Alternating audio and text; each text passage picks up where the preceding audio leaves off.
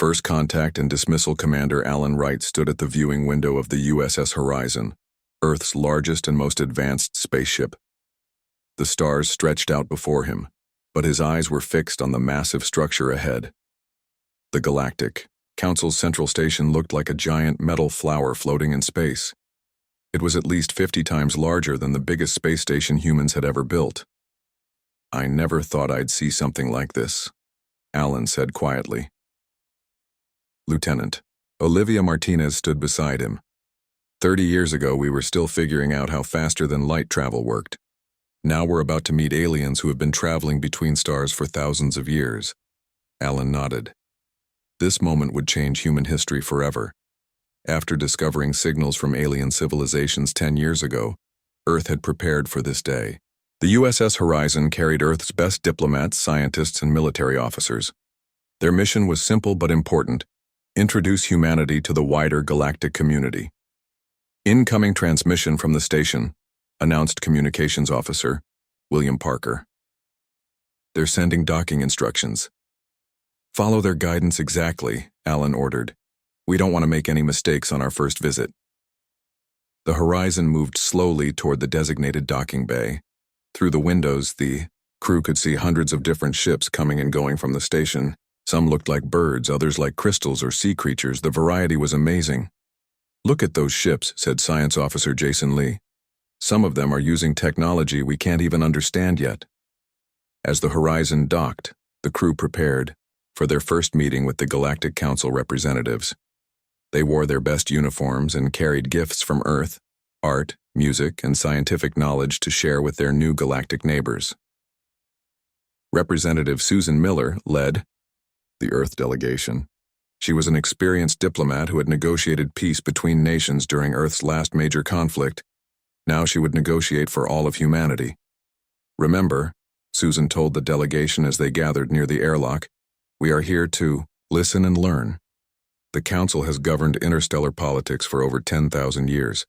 We need to show respect while also representing Earth's interests." The airlock doors opened, revealing a group of aliens waiting in the reception area. 7 different species stood in a semicircle. Each looked completely different from humans and from each other. At the center stood a tall, blue-skinned being with 4 arms and silver eyes. The alien wore elaborate robes covered in symbols and precious metals.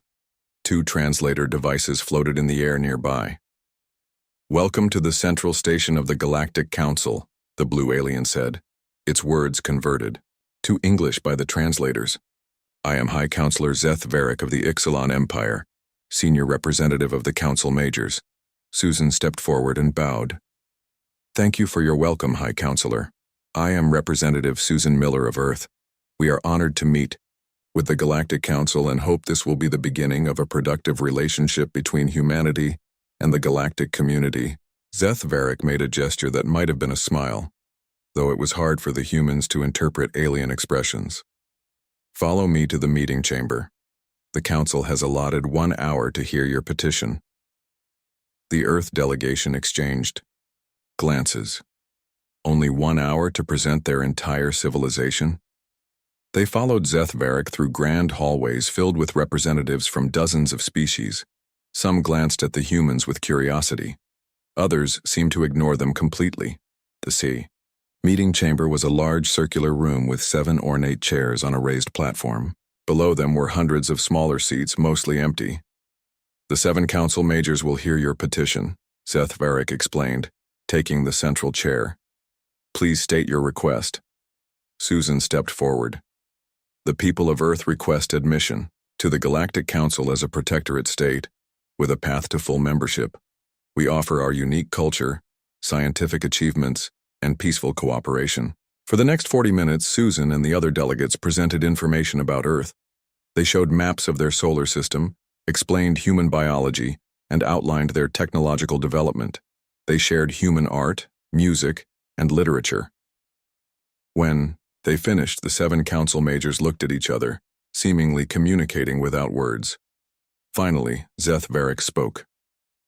"The Council has reached a decision. Earth will be classified as a Category 4 developing species." "What does that mean?" Susan asked. It means you are permitted limited trade under strict supervision, but denied any political representation, explained another council member, a reptilian being with scaled skin. Your species is too young to participate in council affairs. Commander, Alan Wright stepped forward. With respect, High Counselor, humanity has made remarkable progress in a short time. We developed faster than light travel just 30 years after our first space station. Our rate of advancement, Zeth Varric raised a hand, cutting him off. Your advancement is precisely why you must be carefully monitored. Young species often develop technology they are not ethically prepared to handle. How long until we can apply for full membership? Susan asked. The standard waiting period for Category 4 species is 5 centuries. Zeth Varric replied. 500 years? Alan couldn't hide his shock. Zeth Varric laughed, a strange bubbling sound. Your species is barely out of its planetary cradle. Return in 5 centuries when you've proven yourselves worthy of consideration. The meeting ended abruptly. The Earth delegation was escorted back to their ship by Council security officers. The officers were polite but firm, making it clear that the humans had been dismissed. Back on the horizon, the Earth representatives gathered to discuss what had happened. They treated us like children, Alan said angrily. They didn't even consider our request. Susan looked troubled. I've negotiated with difficult partners before, but the Council wasn't interested in negotiation at all. They simply told us our place and expected us to accept it. What do we do now? Asked Science Officer Jason Lee. We follow their rules, Susan replied. Officially, at least, we establish trade, learn everything we can about Council species and technology, and prepare our case for the next meeting. In 500 years? Alan asked. Susan smiled. I doubt it will take that long. The Council has underestimated humanity. We didn't get to the stars by accepting artificial limitations. As the Horizon prepared to depart from the station, Lieutenant Olivia Martinez stood next to Commander Wright on the bridge. They watched the massive station grow smaller as their ship pulled away. They have no idea what they've just done, do they? Olivia whispered. Alan's smile was grim. No, they don't. The Council thinks they've put us in our place, but all they've done is show us exactly what we need to overcome. The Horizon activated its engines and headed back toward Earth. They carried disappointing news, but also something valuable. Knowledge of the challenge ahead. Earth would not wait 5 centuries to prove its worth. The Council had made their first and perhaps final mistake. They had underestimated human will. The silent expansion Earth's government officials sat in a secret underground room beneath the old United Nations building in New York. The air felt heavy with determination as Director Ethan Powell stood before them. 20 years had passed since the Galactic Council had dismissed humanity as unworthy of their attention. The Council believes we are obedient children, Director Powell said, his voice steady and clear. They expect us to stay in our corner of space for centuries. We have used their underestimation to our advantage. He waved his hand over the control panel, and a 3-dimensional map appeared above the table. It showed Earth's solar system, in blue with official human settlements marked in green. Then, with another wave of his hand, dozens of red dots appeared in neighboring star systems. These are our ghost settlements, Powell explained. 37 colonies and 15 military bases, all hidden from Council scanners. Our stealth technology works better than we hoped. The officials nodded. Some smiled. Humanity had followed. The rules on paper while secretly preparing for a future the Council couldn't imagine. Far from Earth, on the frontier colony of New Montana, Dr. Lisa Campbell walked through her laboratory. Large windows showed a purple sky and 2 small moons. The lab was built inside a mountain, hidden from orbital views.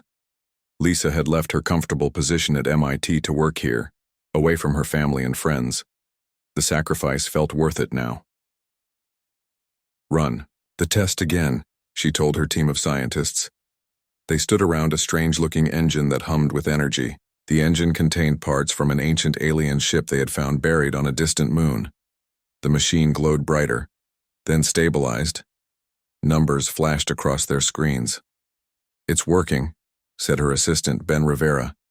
300%, more efficient than current Council technology. His eyes were wide with excitement. The Council has been keeping this from everyone. This engine design is thousands of years old, but they've been using inferior technology in their ships. Lisa nodded. They've been holding back progress to control other species. With this engine, our ships can travel farther and faster while using less fuel, and the Council won't see us coming. Meanwhile, on the massive Council station called the Nexus, Jack Robinson straightened his diplomatic uniform. As Earth's official representative, he played an important role. The Council members knew him as a humble, grateful diplomat from a young species still learning its place in the galaxy.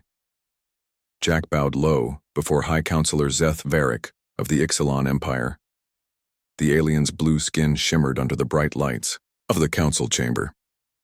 Earth thanks the Council for permission to establish a small mining operation in the asteroid belt of our home system, Jack said, keeping his eyes down, as was expected of representatives from minor species. Zeth Varric waved a six-fingered hand dismissively. Your request was reasonable and limited. The Council rewards obedience. You are most generous, Jack replied, fighting to keep the sarcasm from his voice. Later, in his private quarters, Jack recorded his real thoughts in a secure message to Earth. The Council grows more corrupt each year. The 7 major species fight among themselves over petty matters while ignoring the needs of everyone else. They are too busy protecting their power to notice what's happening around them. Their arrogance will be their downfall. He encrypted the message and sent it through a series of hidden relays back to Earth. Jack then prepared for another dinner, where he would smile, bow, and pretend humanity wasn't already outgrowing the small box the Council had placed them in. Back on Earth, General Maria Hernandez inspected the newest addition to humanity's secret fleet. The warship Eagle stood in an underground hangar built beneath the surface of Mars. Workers had hollowed out an entire mountain to hide the construction site from Council observers. How many ships now? She asked Admiral Gregory Hayes, who walked beside her. 73 combat-ready vessels using the new stealth systems, Hayes replied. We have another 25 under construction. None appear on Council scans. Maria nodded with satisfaction. And our official fleet? Exactly what the Council expects. 22 outdated ships that stay close to Earth. When Council inspectors visit, that's all they see. The general stopped to watch as workers installed weapons on the Eagle's hull. Do you ever wonder if we're making a mistake? The Council has ruled space for 10,000 years. Hayes shook his head. 10,000 years of keeping other species down. 10,000 years without real progress or change. They've grown comfortable and lazy. They don't remember what it's like to fight for survival. And we do, Maria said. It wasn't a question. Humans have never stopped fighting to survive, Hayes answered. It's in our blood. In deep space, beyond the edges of Council territory, the survey ship Pioneer drifted silently. Captain Olivia Martinez and her crew had been mapping uncharted regions for 6 months. They had found something unexpected, signs of other intelligent life hiding from the Council. They call themselves the Durrani, Olivia told her crew as they gathered in the ship's meeting room. They've been hiding for 300 years after the Council decided their planet had valuable resources. Rather than share, the Council declared the Durrani unworthy of joining galactic society and planned to remove them. The Durrani escaped? Asked Navigation Officer Steve Johnson. Most of them, Olivia confirmed. They've been living in these hidden outposts ever since, afraid to draw attention. And there are others like them, added Science Officer Laura Barnes. We've found evidence of at least 4 other species doing the same thing, all running from the Council. Olivia looked at the faces of her crew. Earth has authorized me to establish diplomatic relations with these species. We believe they will be valuable allies in the future. Allies for what? Steve asked, though his expression suggested he already knew the answer. For whatever comes next, Olivia replied simply. 2 months later, Council inspectors arrived at Earth for their annual evaluation. They brought scanning equipment and arrogant attitudes as they checked that humans were developing at an appropriate pace. Not too fast, not too ambitiously. Your progress is acceptable. the lead inspector told President Catherine Young after completing their survey. Continue as you are, and perhaps in a few centuries your status might be reconsidered. We are honored by your guidance, President Young responded with a perfectly practiced humble smile. After the council ship departed, she went to her secure office deep under the White House. There she connected with leaders from across Earth's hidden empire. The council suspects nothing, she told them. They see exactly what we want them to see. A modestly growing civilization that knows its place. Director Powell's face filled one of the screens. Our settlement on Proxima Centauri has established contact with representatives from the Darini and 2 other hidden species. They're cautious but interested in cooperation. Dr. Campbell's team has successfully adapted the ancient engine design for all our new ships, added Admiral Hayes from another screen. President Young nodded, feeling the weight of humanity's future on her shoulders. We continue as planned. We prepare, we build, we make alliances, and we wait for the council to make their inevitable mistake. She didn't need to say what everyone in the meeting already knew. The council's greatest mistake had already been made. They had underestimated human determination. They had dismissed humanity as weak and obedient, and in doing so, they had given humans time to grow stronger in the shadows. The Orion Incident. The research vessel Artemis floated silently near the edge of the Orion Nebula. Its hull was painted in special materials that absorbed scanner signals, making it nearly invisible to normal detection methods. Captain Samuel Green studied the colorful gases outside his viewport while his crew worked at their stations. The Artemis had a simple mission: to collect data on the nebula's unusual radiation patterns. Captain, we're picking up strange energy readings, said Science Officer Helen Ward. Her fingers moved quickly across her control panel. It's not natural. There's something artificial hidden inside the nebula. Samuel moved to look over her shoulder. A ship? Much bigger, Helen replied. Possibly a station or a facility of some kind. And it's using a lot of power. Samuel nodded. Communications Officer Clark, prepare a secure message to Earth Command. Science Officer Ward, continue. Scanning but keep our distance. Let's find out what we're dealing with before we get any closer. Daniel Clark began encoding the message when warning lights suddenly flashed across all control panels. Multiple ships approaching at high speed, called out Navigation Officer Ryan Cole. They weren't there a second ago. They must have been using cloaking technology. On the main screen, 6 large warships appeared. Their designs were familiar to the crew, the angular, predatory shapes of Vesperi collective vessels. The Vesperi were one of the 7 major council species, known for their aggressive stance on security matters. They're charging weapons, Ryan shouted. Samuel hit the ship-wide communication system. All hands, emergency stations, prepare for a blinding flash cut off his words as the first energy blast hit the Artemis. The ship shuddered violently. More shots followed, tearing through the research vessel's light defenses. They're not hailing us or giving any warnings, Daniel said in disbelief. This is an unprovoked attack. Samuel fought to stay on his feet as the ship rocked again. Emergency protocols, activate the data boys, get to the escape pods. As the crew rushed to follow orders, Helen worked frantically at her station. Captain, I've identified the facility in the nebula. It's a weapons testing site, military grade. Much more advanced than anything the Council claims to possess. The peace-loving Council has been developing secret weapons, Samuel said bitterly. No wonder they don't want witnesses. Another blast hit the ship, and the lights flickered. Smoke began filling the bridge as systems failed around them. Data boys launched, Helen confirmed. The small devices would carry copies of their scans and records away from the ship, programmed to remain hidden until they could safely transmit to Earth. Everyone to the escape pods now, Samuel ordered. He helped a wounded crew member toward the exit as the ship began breaking apart around them. Daniel Clark reached his assigned escape pod but stopped when he heard a cry for help. 2 crew members were trapped under fallen equipment. He rushed to help them, managing to free one before another explosion rocked the ship.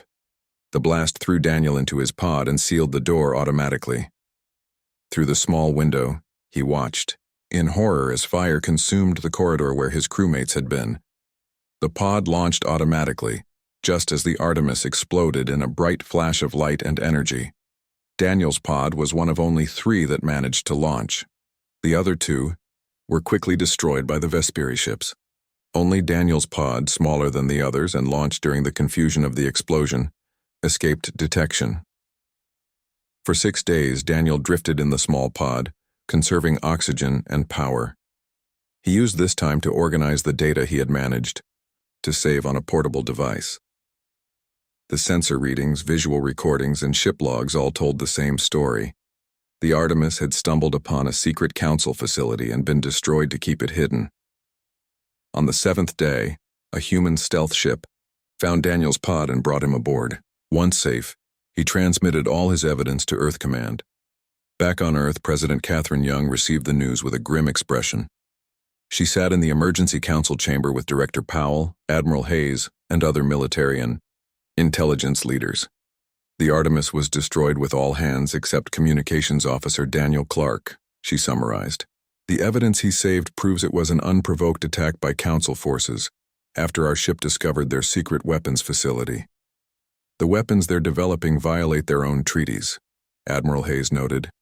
They claim to allow only defensive technologies while forcing limitations on younger species. This is the opening we've been waiting for, Director Powell said quietly. The Council has made a critical mistake. They've given us justification to act. President Young stood and walked to the window.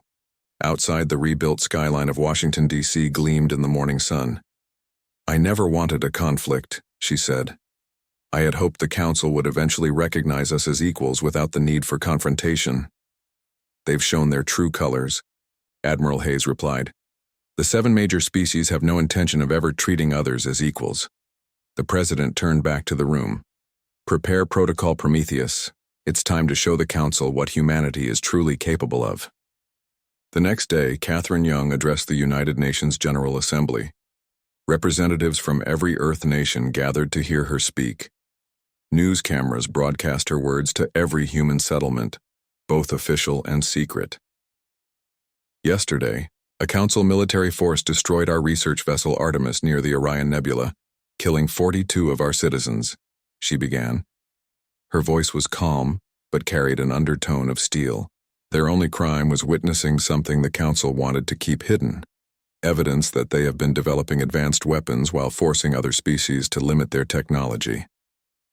Murmurs ran through the audience as video evidence played on large screens.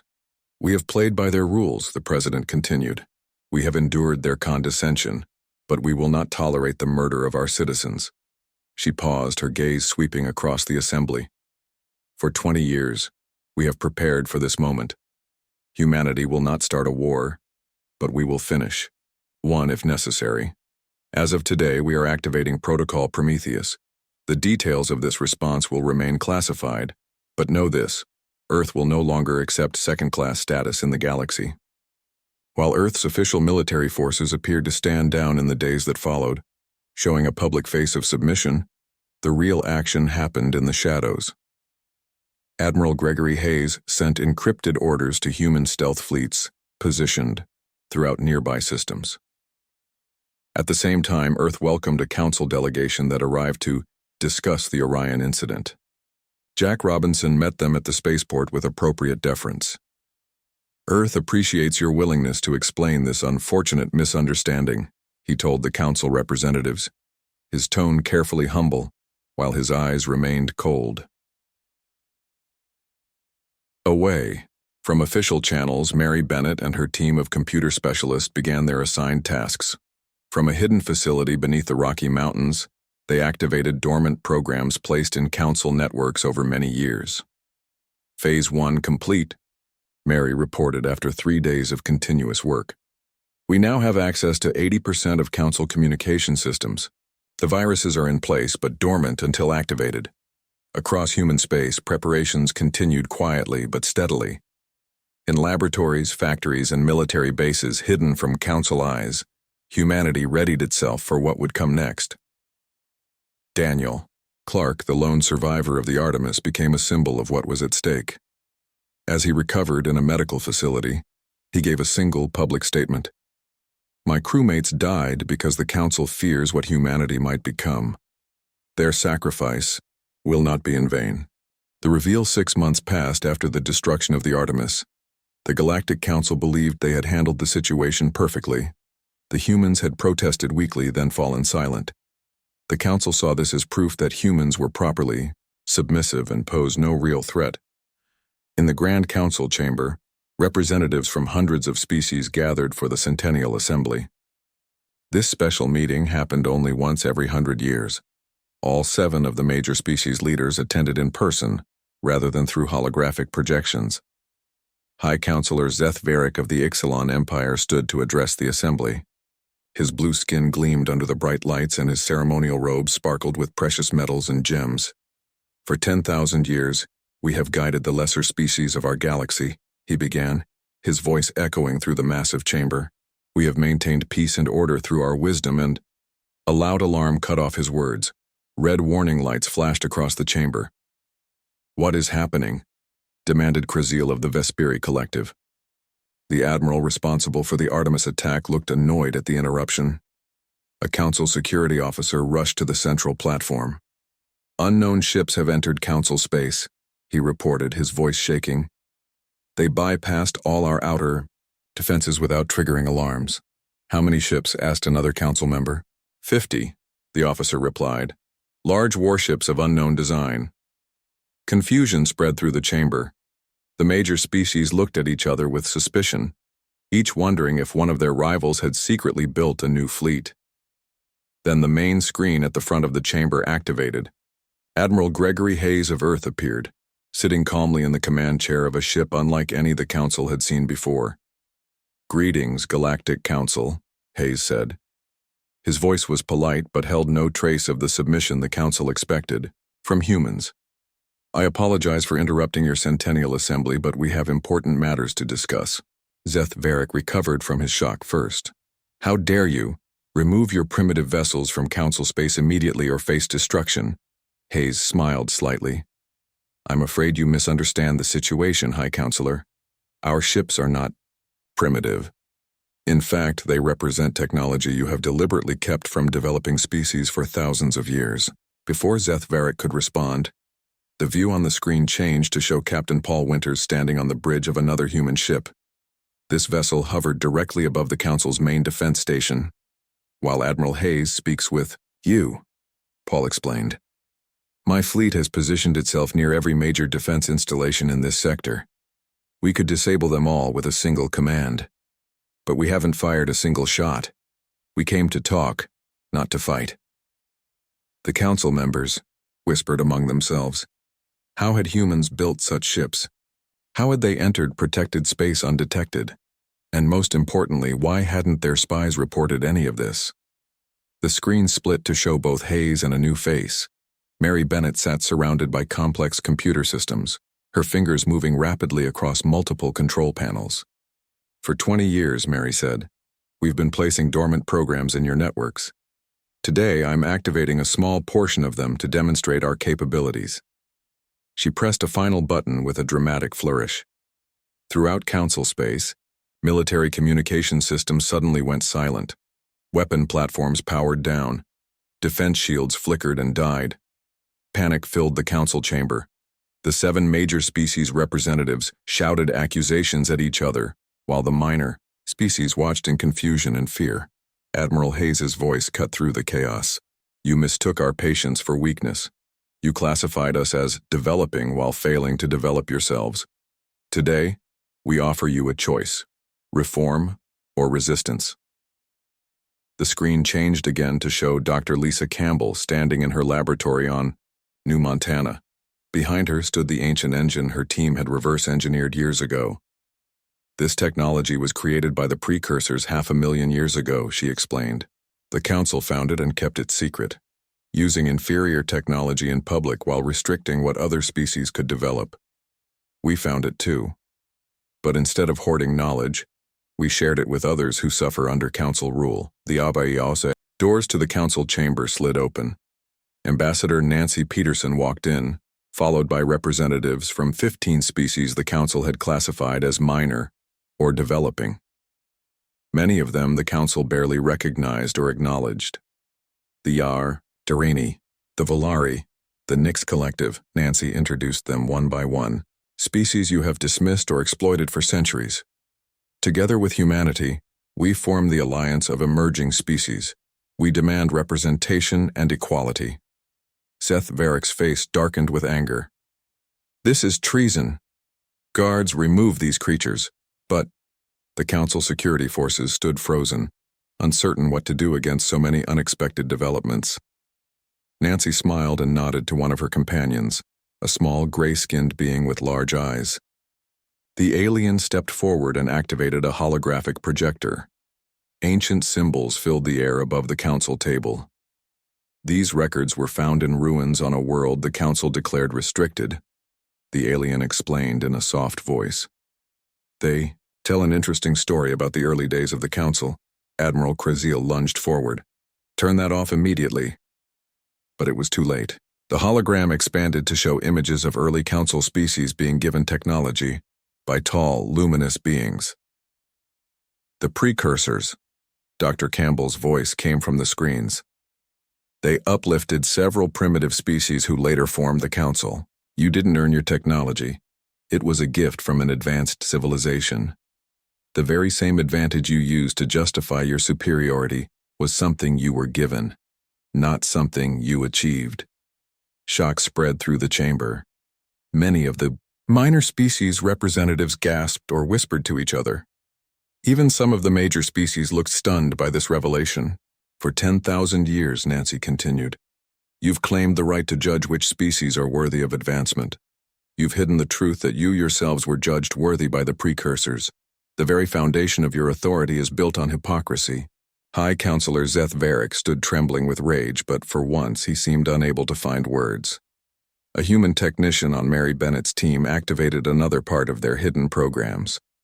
Across every world in Council space, public communication, systems began broadcasting these same revelations. The secret history of the Council, the deliberate suppression of technology, the destruction of the Artemis, all of it spread across the galaxy in minutes. We don't want war, Admiral Hayes said, his face reappearing on the main screen. Humans have had enough war in our history to know its cost. What we want is simple: equality, a true galactic community where all species have a voice.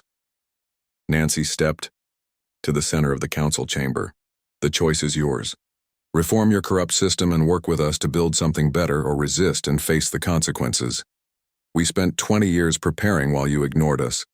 How do you think that will end? The Council chamber fell silent as the 7 major species faced a reality they had never imagined possible. A future where they were no longer in complete control. A new galactic order. The Council majors chose war. Despite the evidence revealed about their origins and corruption, their pride would not allow them to accept a new order where they would be equals with species they had long considered inferior. We will not bow to threats from primitives, High Counselor Seth Varrick announced to the assembled representatives. The Council has ruled for 10,000 years. We will rule for 10,000 more. Ambassador Nancy Peterson and the other alliance members were escorted from the Council chamber under guard. As they left, Nancy looked back at the Council majors. You had a chance for peace, she said quietly. Remember that in the days to come. The First Interstellar War began with a massive Council attack on known human settlements.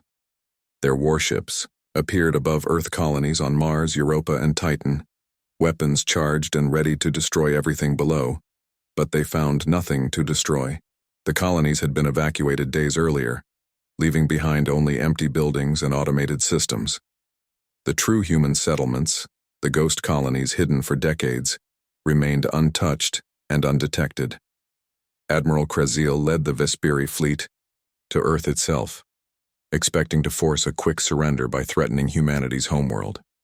His ships formed a battle line above the planet. Humans of Earth, he broadcast on all frequencies. Your rebellion ends now. Surrender your hidden fleets and accept Council authority, or watch your world burn. For 3 minutes, there was no response. Then 50 human ships appeared behind Krasil's fleet, seemingly materializing from empty space. Another 30 approached, from the direction of Mars. The Council ships were caught between them. "This is General Frank Russell of Earth Defense Force," came the reply. "We decline your offer, Admiral. We suggest you surrender instead." Before Krasil could respond, human ships fired strange energy pulses that disabled the Council vessels, weapon systems without destroying the ships themselves. The entire Council fleet hung helpless in Earth orbit. Similar scenes played out across Council space as hidden human and Alliance fleets revealed themselves. They used precision strikes to disable, rather than destroy, targeting military installations. While avoiding civilian areas, Admiral Hayes directed operations from his flagship. "Minimum casualties," he reminded his commanders. "We want to change the system, not replace one set of tyrants with another." On the Council homeworlds, citizens watched in shock as their supposedly invincible defenses failed. Many had never questioned Council authority before. Now they saw it challenged successfully for the first time in living memory. The Council majors retreated to their fortified command center on Proxima Station, the most heavily defended location in Council space. There they prepared for a long siege, confident that their ultimate weapons and defenses would protect them until their forces could regroup. "Let the humans waste their resources," Zeth Varric told the other Council leaders. "They cannot breach this station." But the Council had underestimated human resourcefulness again. While their main forces engaged Council fleets across the galaxy, Commander Diane Butler led a small special operations team on a daring mission. Using stealth technology and disguises, Diane's team infiltrated Proxima Station through a maintenance dock. They wore service uniforms stolen from a Council supply ship and carried forged identification codes. "Walk like you belong here," Diane told her 5 team members as they moved through the station's corridors. "Don't rush. Don't make eye contact." The team made their way to the station's central database, the secure vault that contained the complete records of 10,000 years of Council rule. 2 guards stood at the entrance. "Maintenance check," Diane said, showing her forged work order. "Standard procedure during combat alert." The guards hesitated, then checked her documentation. The forged credentials created by Mary Bennett's team passed inspection. The guards stepped aside and allowed them to enter. Once inside, the team worked quickly. They planted devices designed by Dr. Campbell that bypassed the database security. Within minutes, they had access to the most closely guarded secrets of the Council. "Download everything," Diane ordered. "Every file, every record." While her team copied the database, Diane found the control systems for the station's external communications. Using codes provided by Mary Bennett, she overrode the security protocols and connected the database to the Galactic Communication network across Council space. Citizens of all species received an unexpected broadcast. The secrets of the Council, their manipulation of developing species, their hoarding of advanced technology, their secret deals and betrayals, became public knowledge. Evidence of Council atrocities committed against dozens of species over thousands of years flooded every communication channel. Public opinion throughout Council space shifted dramatically. Many who had supported the Council now questioned everything they had been told. On several worlds, citizens took to the streets demanding answers from their leaders. The war lasted only 6 weeks. Without public support, and with their military advantage neutralized, Council forces began to surrender or defect to the Alliance. One by one, the Council majors found themselves isolated and powerless. The final battle took place at the Council core world of Ixalan, homeworld of High Counselor Zeth Varric. He had retreated there with his personal guard and the last loyal Council fleet. They prepared for a final stand, but when human and Alliance ships arrived, they found the Ixalan defense fleet had turned against Zeth Varric. His own people, outraged by the revealed truth of Council corruption, had placed him under arrest. "We surrender," the new Ixalan leader transmitted to Admiral Hayes. "We wish to join in creating a better system for all species." 5 years later, representatives from over 200 species gathered in the new Confederation Assembly Hall on neutral territory, a space station orbiting a previously unclaimed star. The old Council chamber had been dismantled, its materials repurposed to build schools and hospitals across formerly neglected worlds. Ambassador Peter Johnson of Earth stood before the assembly, having just been elected as the first chairperson of the new Galactic Confederation. "Today marks the beginning of a truly united galaxy," he said to the gathered representatives. "A galaxy where all spacefaring species have equal rights and equal voices." The former council majors still had seats in the assembly, but they sat, among other species, as equals rather than rulers. Their distinctive ceremonial robes were gone, replaced by simple clothing similar to what other representatives wore. After the ceremony, Peter noticed Zeth Varric standing alone near a viewport, looking out at the stars. The former High Counselor seemed smaller somehow, without his grand robes and surrounded by equals rather than subordinates. Peter walked over to him. "Difficult to adjust to the new reality?" he asked. Zeth Varric turned. "You should have executed us," he said quietly. "That's what we would have done in your position." "That's exactly why we didn't," Peter replied. "You should have given us a seat at the table," he told the former High Counselor. "All we ever wanted was to be treated as equals." "How could we have known what humans were capable of?" Zeth Varric asked. Peter smiled. "That was your final mistake. Throughout our history, humans have always achieved the impossible when told something cannot be done. Underestimating human will has been the downfall of many. Now it's been yours." As their conversation ended, news arrived from deep space exploration teams. Hundreds of previously unknown species had begun to emerge from hiding, making contact with the Confederation. Species that had hidden themselves away from Council control for centuries now felt safe to join a truly united galactic community. "This is just the beginning," Peter told his staff as they prepared for meetings with these new potential members. "A galaxy where determination and innovation are valued over age and tradition." The human representatives exchanged glances of satisfaction. The future they had worked so hard to create was finally taking shape, a future where no species would be dismissed or held back by the arrogance of others.